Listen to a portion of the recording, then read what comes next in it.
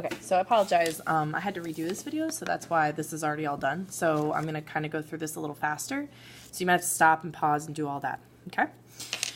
As price increases, the quantity demanded decreases. And you know that because you are not willing to pay a lot for something that you want. You might want it, but you only want it to a certain amount.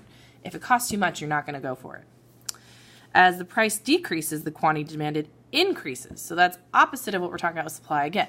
So again, if you might be interested in something, but you say, that's just a little too much. But as the price starts to drop, you start to say, I think I might want that. And then more people might want it too, okay?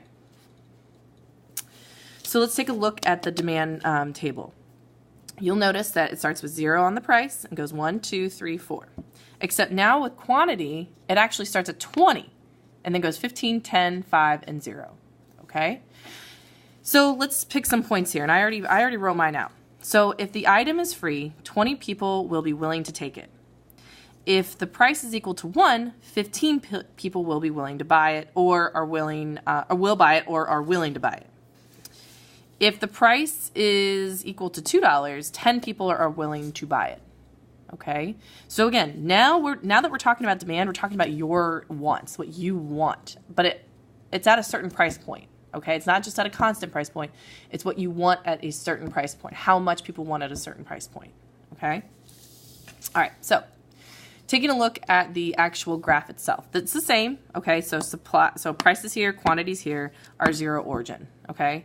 So let me just show you a couple things. You say there's 2 zeros on this, and this is a little confusing because there's 2 zeros on my paper. Okay?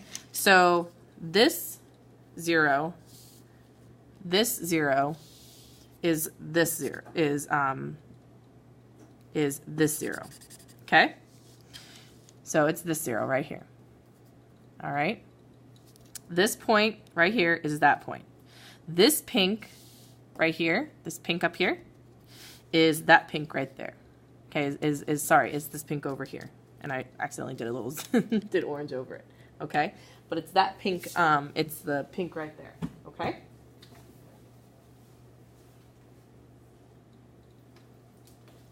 Sure you understand. That way you definitely get it. Okay? 0, 0, but 0 means two things. It's 0 price and 0 quantity demanded. Okay, so I just wanted you to see that, you know, there are 2 different zeros on here and they mean 2 different things. Okay? All right. So let's take a look at our graph. And again, you're more than welcome to draw lots of lines on it so that way you can see. I'll make these a little darker. Okay? And if you look, I'm doing the same thing we did with our supply curve, so that way we can see each point. Okay, so let's take a look at if the price is 0, 20 people are willing to buy it. Okay, so we already know that. All right, but let's take a look at price equals $3. So if the price is equal to $3, that means 5 people are willing to purchase this. So that's less than how many people are willing to purchase it if it's $0. That makes sense because again, if it's free, more people are going to want it. If you have to pay for it, less people are going to want it. Okay, and that's why we have our quantity demanded. Okay, so again, we're looking at the quantity demanded. At $3, the quantity demanded is 5. At $3, the quantity demanded is 5.